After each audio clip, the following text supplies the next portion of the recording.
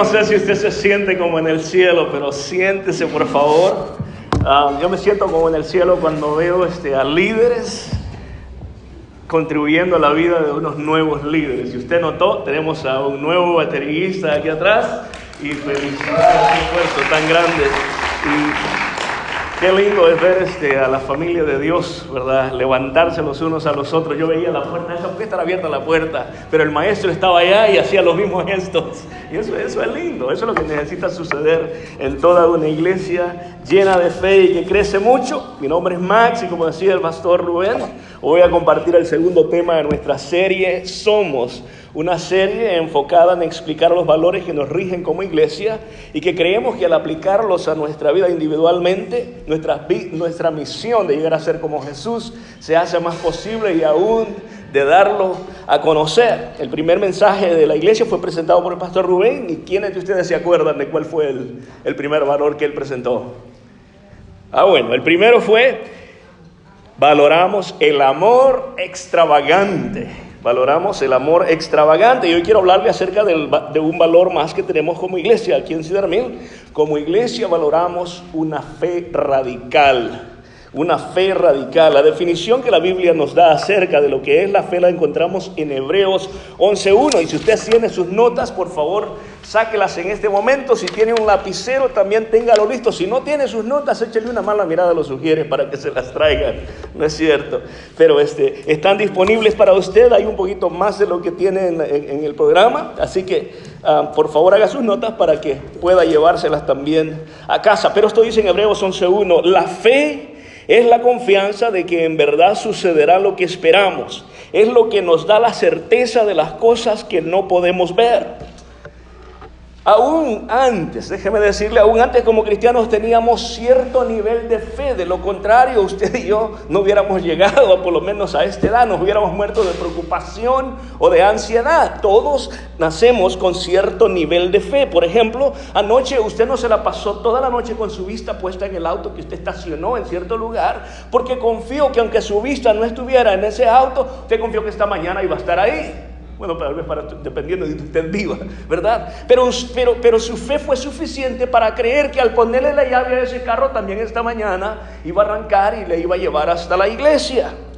Esa fe hasta cierto punto le dio la convicción de que usted podía esperar que lo que usted esperaba sucediera. Le dio la esperanza. Pero si usted continúa leyendo ahí en sus notas o en la pantalla, en el capítulo 11 de Hebreos, lo que usted encontrará es una larga lista de ejemplos sobre personajes o héroes de la Biblia que exhibieron un nivel de fe mucho más alto que esa.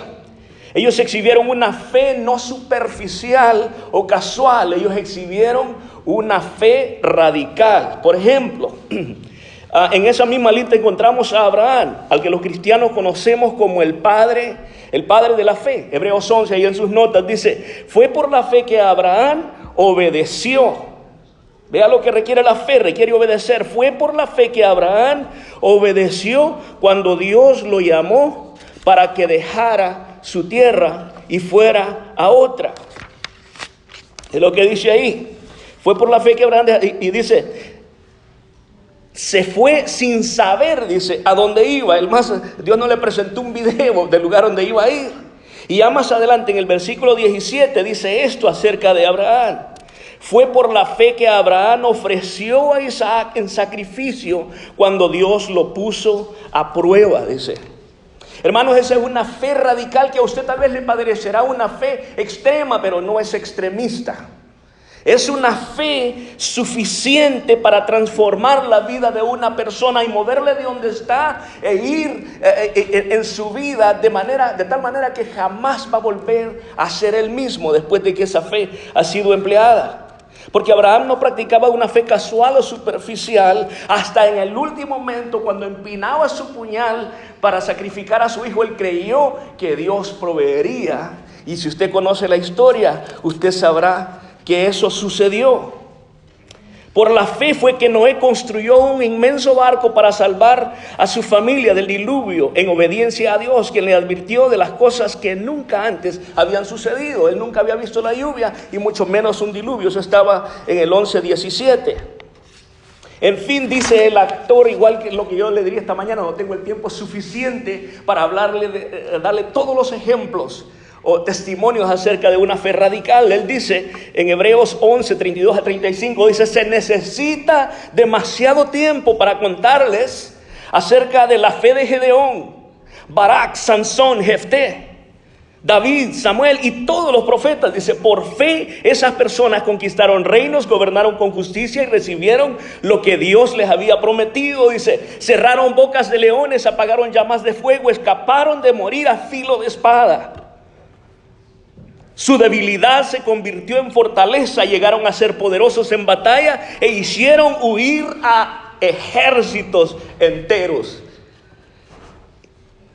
Porque si usted escuchó bien lo que Dios quiere decirle esta mañana, hermano, si usted pone atención a lo que Dios tiene para usted esta mañana, si como cristiano hasta hoy usted se ha conformado con una fe casual o de principiante, hoy quiero retarle a obtener una fe radical.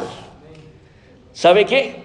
Si hasta hoy una fe básica le ha sido suficiente como para aceptar a Cristo, como para asistir consistentemente a su iglesia, como para llegar por lo menos a tiempo a la iglesia, déjeme decirle, para ser un soldado del ejército de Dios, usted va a necesitar una fe radical. Para ser un soldado del ejército de salvación, una cosa es ser salvo y otra cosa es decir: ya me salvaste, ahora quiero enlistarme en las filas de tu ejército de salvación.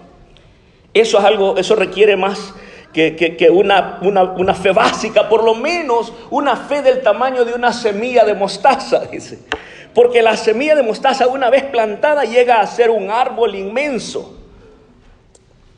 Por eso no dijo del tamaño de una semilla de arena, porque la arena está muerta y no tiene vida. Y su fe necesita, hermano, ser una fe creciente. Tú y yo necesitamos una fe que transforma, una fe, como le decía, como la de Abraham, que le transforma y le mueve. El escritor de Hebreos en el verso 35 nos habla de una clase de fe que es capaz de volver a los muertos a la vida. Es la fe por la que profesábamos hace unos minutos, a alguien que está enfermo, pero más allá, aún después de que ha muerto. En la mayoría, Dios nos está llamando a ir a revivir a los muertos espirituales de nuestra comunidad como ejército de salvación. Esa es una fe radical. Por la fe, dice en el verso 35, escuchen esto: hubo mujeres que recibieron otra vez con vida a sus seres queridos que habían muerto. ¿Qué le parece? Es un pequeño ejemplo nomás. Usted sabe que en la Biblia muchos volvieron a la vida. Cuando leí esto, las primeras personas que me vinieron a la mente fueron Marta y María, las hermanas de Lázaro, a quien Jesucristo levantó de entre los muertos. Por fe, estas dos mujeres, dice la palabra de Dios, volvieron a ver a su hermano con vida. Pero hay algo que no quiero que usted pase por desapercibido esta mañana. Y es esto. En Hebreos 1, en todos los casos de lo que le puedo hablar a usted, esta fe fue ejercitada siempre como resultado de una relación. Punto 1, póngalo ahí en sus notas, por favor. Dice: una fe radical siempre ocurre dentro de un contexto relacional. La fe nunca es individual. La fe nunca se realiza a solas. Por ejemplo, la relación que había entre Jesús y estas mujeres era tal que Jesús tenía la confianza de decirle a sus discípulos: hey muchachos, esta noche no se preocupen por la cena, le acabo de mandar un texto ahí a Marta y a María y les dije que se hicieran un pozole. Les dije que de borrego, para que no nos critiquen los fariseos. Pero ese era el tipo de confianza que había entre ellos, ese era el tipo de relación. Juan 1:5 dice esto: Jesús amaba a Marta y a María y a Lázaro. Déjame decirle un problema, el problema del cristiano. Se conforman con solo oír de Dios, pero nunca caminan con Él. Se conforman a ir al edificio de la iglesia, pero la iglesia nunca viene a ellos.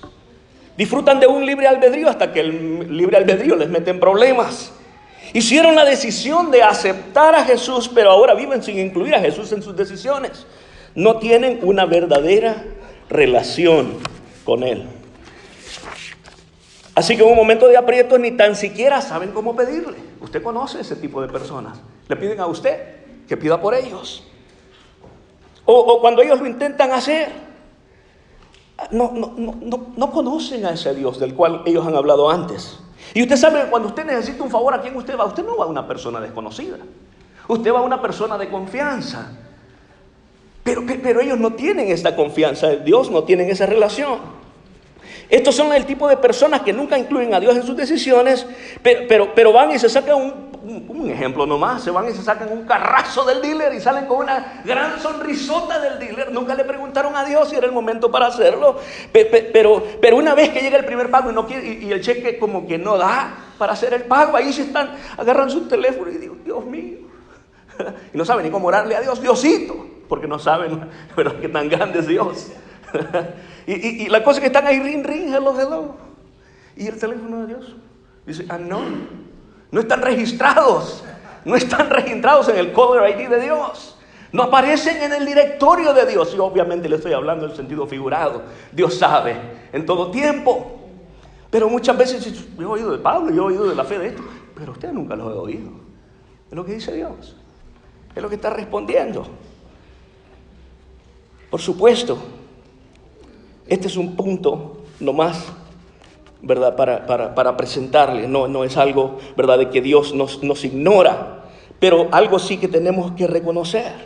Es que para que Dios esté envuelto en tus necesidades, también necesita estar en una relación contigo y tú en una relación con Él, como lo estaban estas personas. Lo otro es que si no lo incluiste en tu decisión y fue una mala decisión, Dios no es un padre alcahueto. Alguno de nosotros es misericordioso, pero no te va a arruinar tu vida, contribuyendo a cosas que no deben suceder en tu vida. La fe radical siempre ocurre dentro del contexto de una buena relación. Pero déjame decirte, ponle atención a esto, que en muchas ocasiones, aun cuando tú tienes una relación íntima con Dios, como lo era el caso de María, Marta y Lázaro, Dios no hace las cosas como tú esperas ni en el tiempo que tú las esperas. No hace eso. A Marta y a María se les enfermó su hermano y de gravedad.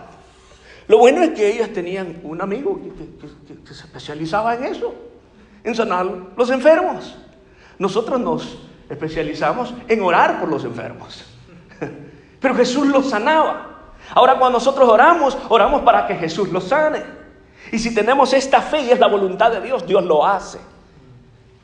Pero Dios no hace lo que nosotros precisamente esperamos y en el momento que nosotros lo esperamos.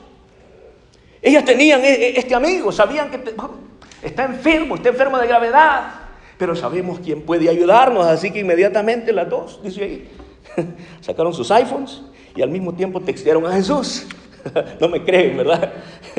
Dice en Juan 1:3. Así que las dos hermanas le enviaron un mensaje a Jesús que decía: Señor, tu querido amigo está enfermo.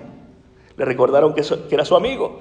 Marta era más expresiva, pienso yo, que hasta le puso unos dos emojis ahí con dos calaveritas para demostrarlo, ¿verdad? De urgencia. Ya se lo van a querer inventar ustedes también, ¿verdad? Please, come soon.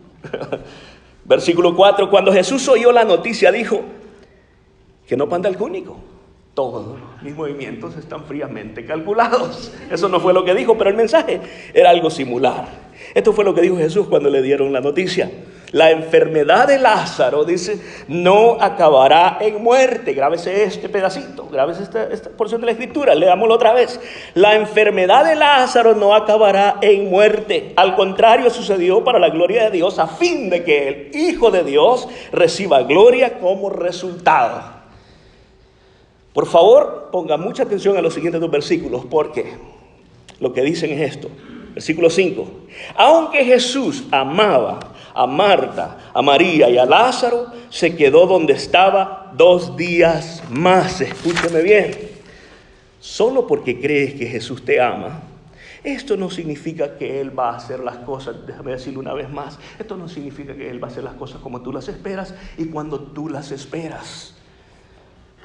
Es aún peor cuando aquel que nomás tiene una relación casual con Dios y lo trata como si fuera el genio de la lámpara maravillosa que lo han dado encerrado y por tiempo, pero en el momento en que lo necesita, que se le antoja, viene y le da una frutadita y le pide un antojito y espera que el genio salga y le dé, ¿verdad? Dios no es ese. Pero estos descarados a veces tienen hasta la despachatez de enojarse con Dios y empiezan hasta hablar en mal de Él.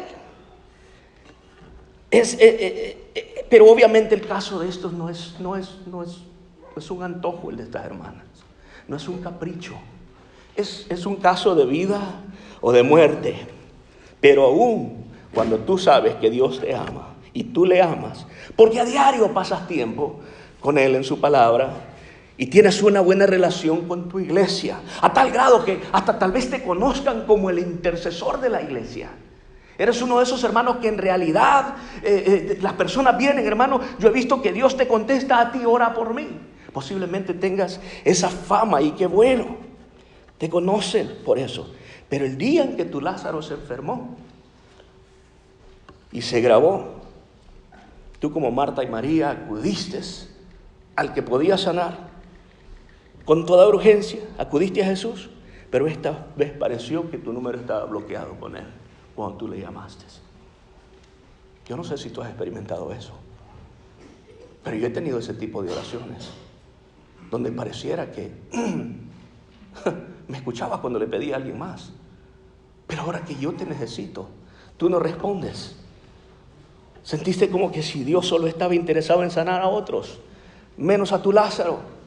Jesús dice que se fue 2 días más a sanar a otros, según lo que leímos. Tú le hiciste saber la gravedad de tu Lázaro, pero pasaron días y la ambulancia nunca llegó. Le oraste a Dios porque tu matrimonio no terminara en divorcio, pero al fin sucedió. Oraste hasta el último momento porque Dios proveyera y al fin te quitaron la casa, te quitaron el apartamento, lo que haya sido. Has estado orando por tus papeles por años, esperando que te den la aprobación y al final lo que recibiste fue una carta de deportación. Al fin, por lo menos a través de DACA, te dieron un permiso para trabajar o tenías esperanza de ir al colegio, pero de pronto cancelan el programa.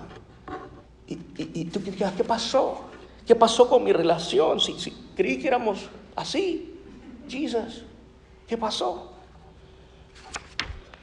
En otras palabras, al final Jesús nunca llegó y tu Lázaro murió. Y si algo te puede servir de consuelo, déjame decirte, a todos se nos ha muerto por lo menos un Lázaro.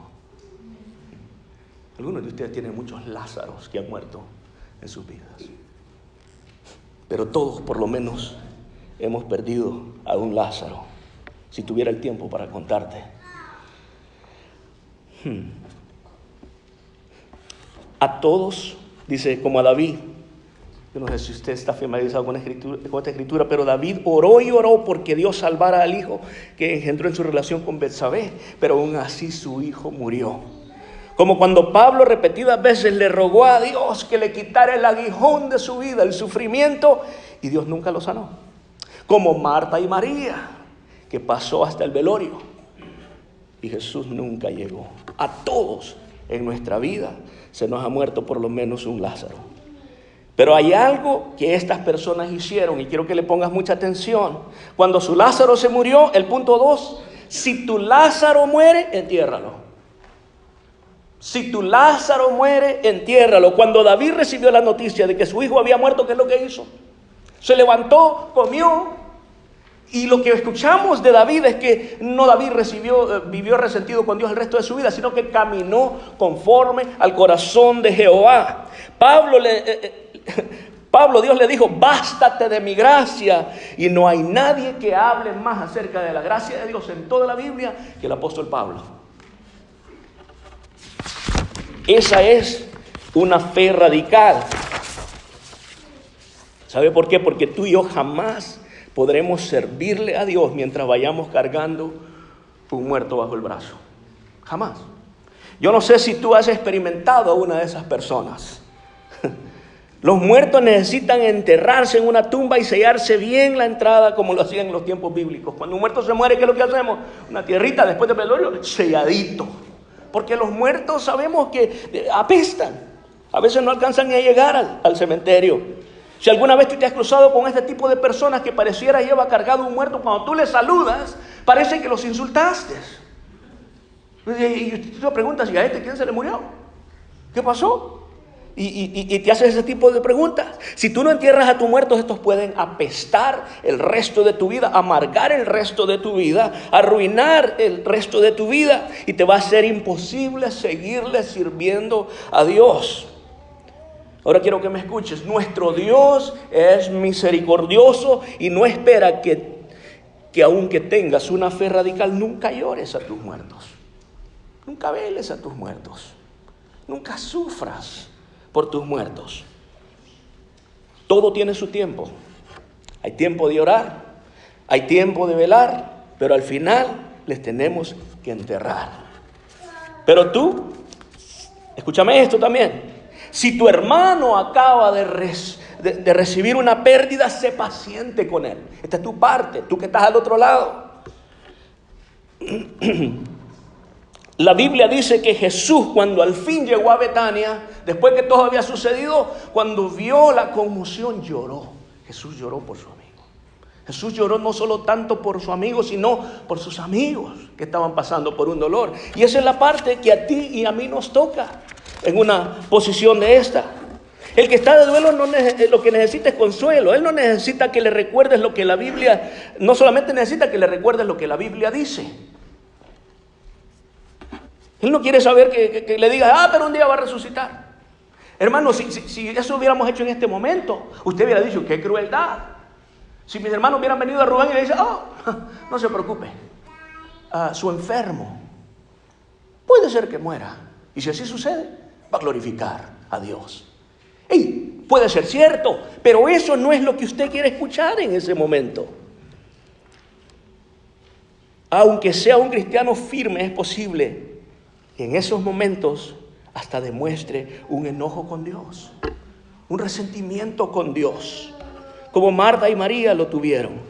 Esos son momentos de confusión, son momentos de dudas, porque el dolor nubla nuestra mente, cierra nuestros oídos y hasta nos puede cegar de ver la realidad en esos momentos tan frágiles. Pero ¿sabe qué? A Dios no le sorprende ni ofende que si usted lee los salmos, usted se va a encontrar que David pareciera un drama. Salmos completos donde el Señor le llora por todo. Mas David tenía una fe radical en Dios. Así que no hay problema. No hay problema con que eso suceda en esas vidas. Pero sí, esos momentos pueden llegar hasta el mejor, al más plantado cristiano, que se le puede escapar hasta ver la verdad en el momento que eso sucede. Veamos, por ejemplo, una de las verdades que Jesús dijo en el momento que Marta y María sufrían el dolor de ver a su hermano enfermo de gravedad y que en ese momento no pudieron discernir. Mira lo que dice en Juan 1:4. Jesús dijo, la enfermedad de Lázaro no acabará en muerte. Jesús nunca dijo, Lázaro no morirá. ¿Sí puede ver usted eso? Lo que él dijo es que la enfermedad no acabaría en muerte. Es más, Jesús dijo, al contrario, sucedería para la gloria de Dios, a fin de que el Hijo de Dios reciba gloria como resultado. Marta y María no entendieron eso porque no era lo que ellas querían escuchar en ese momento. Y aquel hermano que está dolorido, que acaba de perder a alguien, tampoco quiere escuchar eso de ti en ese momento. Y usted y yo fácilmente, si somos muy religiosos, podríamos juzgar a Marta y María. Pero ¿qué si de pronto se enferma uno de sus hijos? Y viene un hermanito por ahí y le dice exactamente eso a usted. No te preocupes, no necesitamos orar, todo va a estar bien.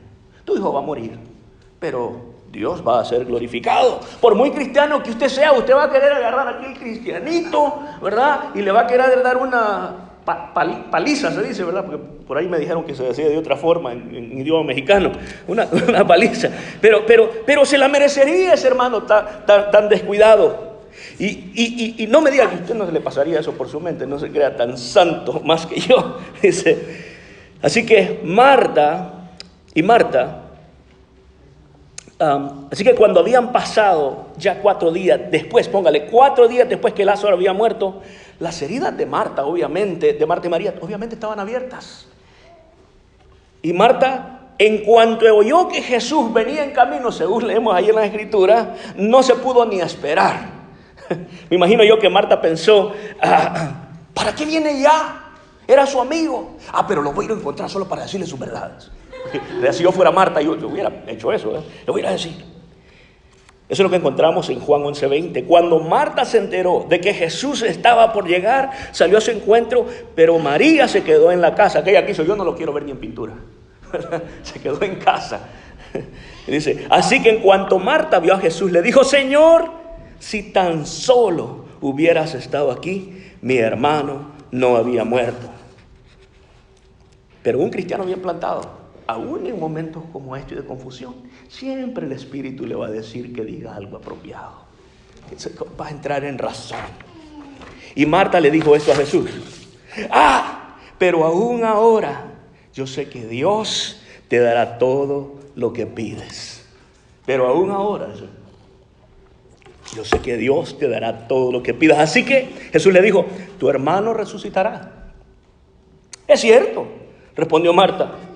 Resucitará cuando resuciten todos en el día final. Jesús le dijo, y esto lo agrego yo, no Marta, lo que tú no entiendes es que yo soy la resurrección y la vida. El que cree en mí vivirá aún después de haber muerto. Todo el que vive en mí y cree en mí jamás morirá. Y por último le dice, ¿lo crees, Marta? ¿Lo crees, Marta? Y esta es la gran pregunta que todos debemos hacernos.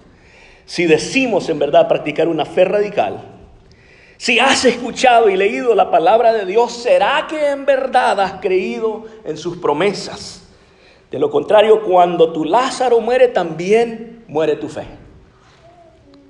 Porque no fue una fe radical, sino una fe casual o superficial. Punto 3. Una fe radical requiere que en verdad creamos lo que Dios ya ha dicho.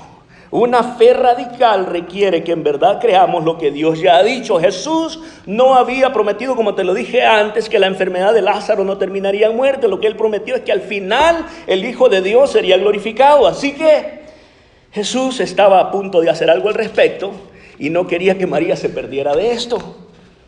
Así que envió a Marta a decirle a María, y encontramos esto en el siguiente versículo 28, el maestro está aquí y quiere verte. Entonces María salió enseguida a su encuentro. Dice, el maestro está aquí, quiere verte.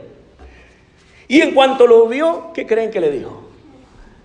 Señor, si tan solo hubieras estado aquí, mi hermano no habría muerto. Cuando Jesús la vio llorando, dice esto, y vio la gente, y vio a la gente lamentándose con ella, se enojó en su interior y se conmovió profundamente. Se enojó en su interior y se conmovió profundamente. Y dijo, ¿dónde lo pusieron? Le preguntó. Y mientras caminaban hacia el lugar donde habían enterrado a Lázaro, Jesús oyó unos que murmuraban diciendo, dice aquí en el 37, este hombre sonaba un ciego. ¿Acaso no podía impedir que Lázaro muriera? Hay siempre los dudosos, ¿verdad? Con toda honestidad le voy a decir algo como pastor. Una cosa es que usted que me conoce, que usted que me ha oído predicar, venga un día de estos y me haga un reclamo por la forma en que yo predico, las cosas que yo predico. Y otra cosa es que alguien que ni nunca me ha venido a escuchar, ni me conozca, ponga un comentario en Facebook. En esa iglesia hay un pastor mentiroso. Una cosa es esta. Una cosa es que usted tolere a sus amigos porque le dan la oportunidad. Pero cuando alguien ni le conoce ni cree en usted, hace un comentario así, le va a causar cierto enojo, le va a disgustar. Así que en el versículo 38 encontramos, Jesús todavía estaba enojado cuando llegó a la tumba. Una cueva con una piedra que tapaba la entrada. Corran la piedra a un lado, les dijo Jesús. Entonces Marta, la hermana del muerto, protestó, Señor, hace 4 días que murió, debe haber un olor espantoso. Si Lázaro apestaba aún cuando estaba vivo. Si hasta cuando estaba vivo apestaba Lázaro. Imagínate ahora muerto. ¿Ha notado usted que a nadie le gusta que le desentierren sus muertos? A nadie le gusta que le saquen sus muertos, sus trapitos al sol. A nadie, ¿no es cierto? Le costó dolor a usted enterrarlos. Le costó dolor darse por vencido. Lo último que usted quiere es que alguien venga y le quiera desenterrar a su muerto, porque volver a experimentar el dolor y el mal olor de un muerto no es nada agradable. Pero cuando Marta protestó, verso 40, Jesús respondió: ¿no te dije que si crees verás la gloria de Dios? Lo que Jesús le estaba diciendo a Marta: Marta, entonces tú solo has creído que soy el Hijo de Dios. Lo que todavía no has creído es que si estás con el que dice ser la resurrección y la vida, tú no tienes que esperarte hasta el final. Puede suceder en este momento. Hasta cierto punto tú no has creído que yo soy Dios. Tú no has creído que yo puedo ser el rey de tu vida. Tú no has creído completamente, Marta. Tienes una fe íntima en mí, pero todavía te hace falta algo. Lo que Jesús le estaba diciendo: Marta, tú ya hiciste tu parte. Tú oraste, tú esperaste, tu hermano murió y tú lo enterraste.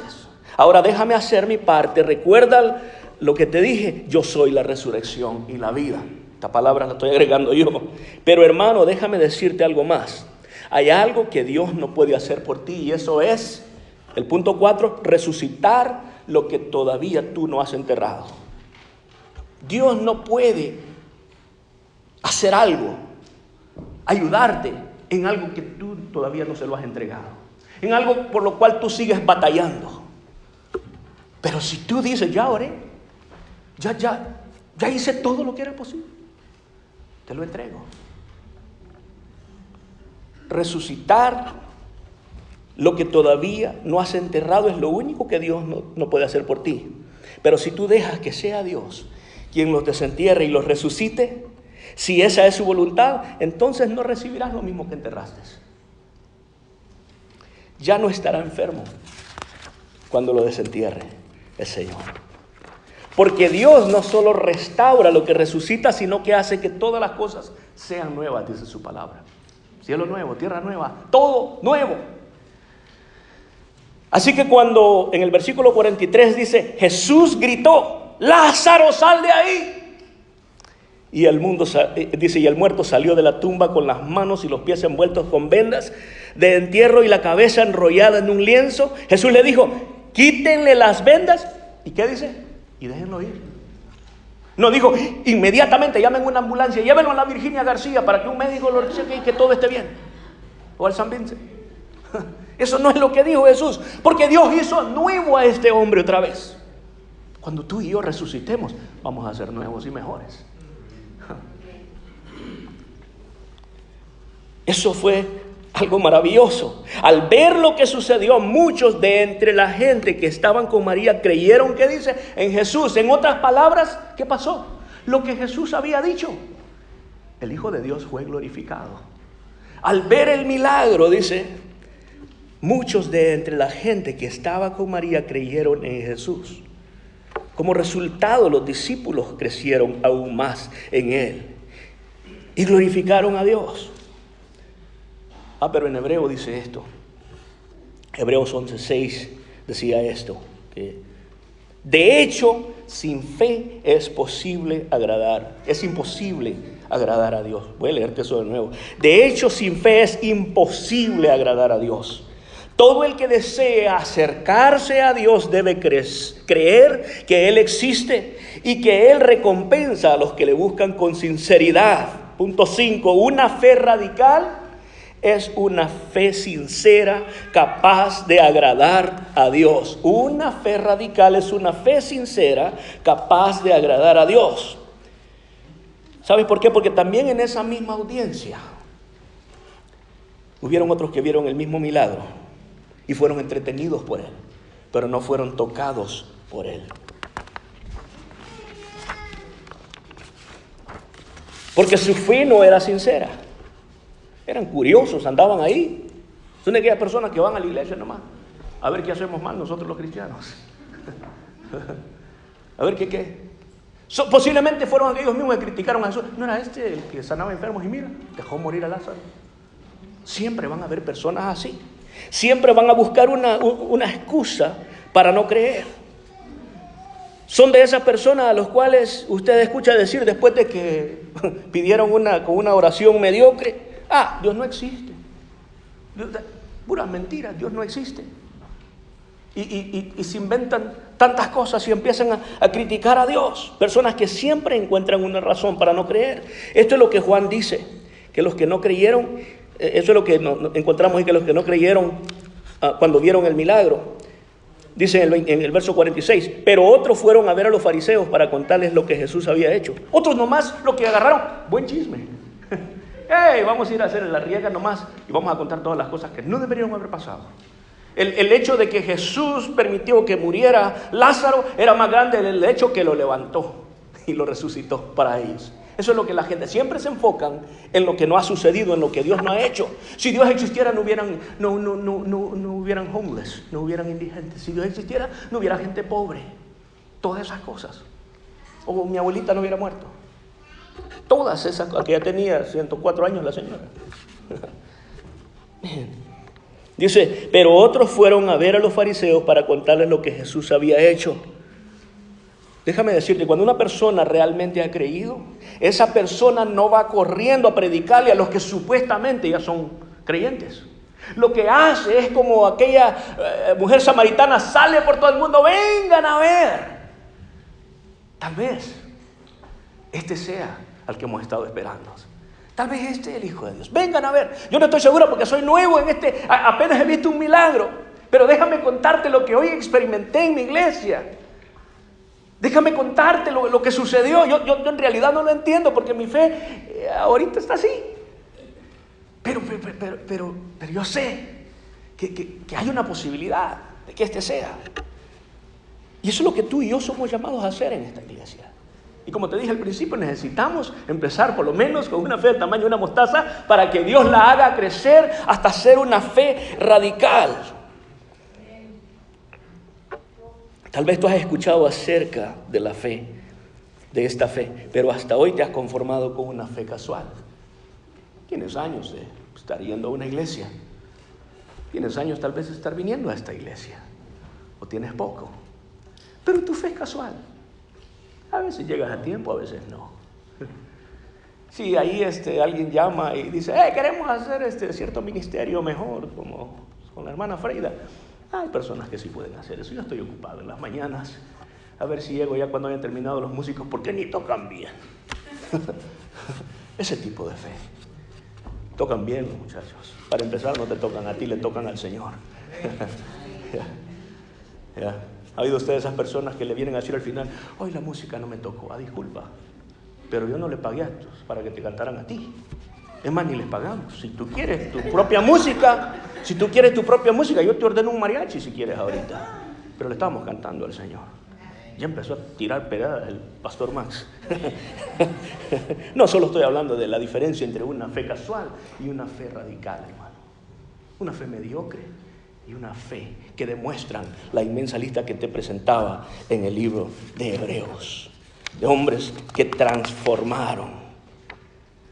En tu tarjeta de conexión, esta tarjetita, hay una parte que dice: hoy he decidido.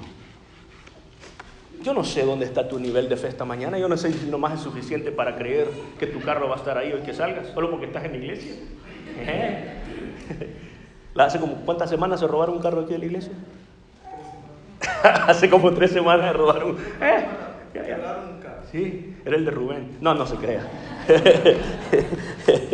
Pero hoy he decidido, primero, hermano, si tu fe ha sido suficiente por lo menos para aceptar que Cristo es el Salvador y ya lo aceptaste, yo quiero invitarte a que tu fe crezca un poquito más en este día y lo empieces a dejar que influya tus decisiones. Márcale ahí. Y si nunca has aceptado al Señor Jesucristo, ¿podrías por favor marcarlo en esta tarjetita? Yo me voy a asegurar de que tú tengas todo el material necesario y el apoyo necesario para que empieces a creer en tu fe. Pero toma un acto de fe y marca ahí: hoy he decidido aceptar al Señor Jesucristo en mi corazón como mi Salvador personal. Y si quieres que oremos contigo al final del servicio, estaría bien. Lo podemos hacer en privado. Si la oración que voy a hacer en unos momentos no es suficiente o no te sientes cómodo, lo quieres hacer más personal, ven personalmente a mí o a cualquiera de los líderes de la iglesia, podemos orar por ti. Lo otro es, ya creí y quiero ser bautizado. En otras palabras, ya creíste desde hace mucho tiempo. Tu fe fue suficiente para eso y Dios la honró. Pero ahora, si quieres ser parte del ejército de salvación, este es tu primer paso. Bautízate. Ay, pero está muy frío. Calentamos el agua, no te preocupes. Yo quiero cuando sea el verano, ¿verdad? Hermano, es cuando Dios dice.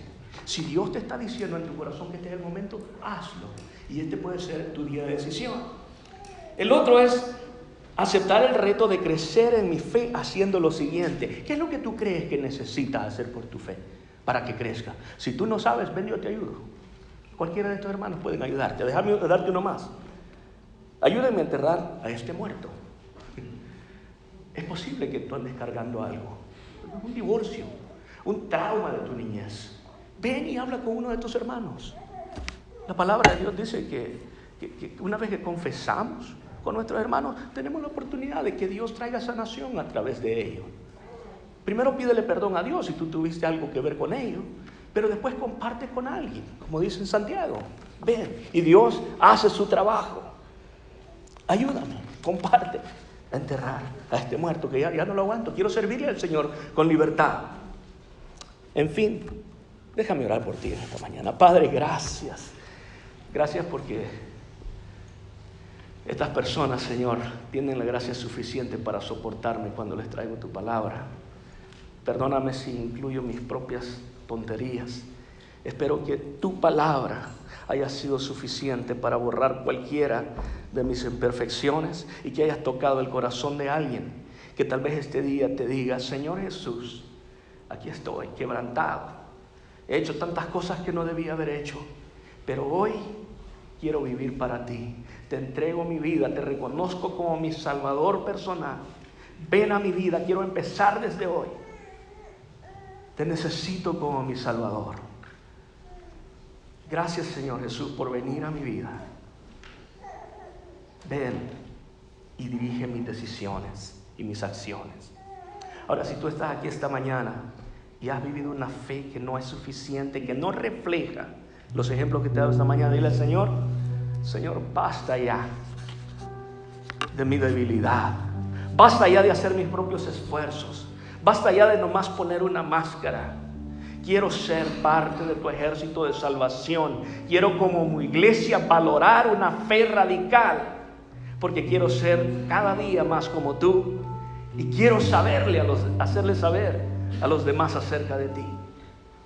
Quiero ser parte de esta iglesia.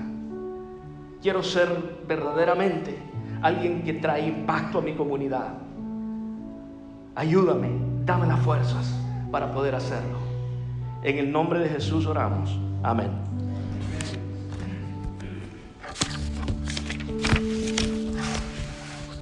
Muchas gracias, hermano Max.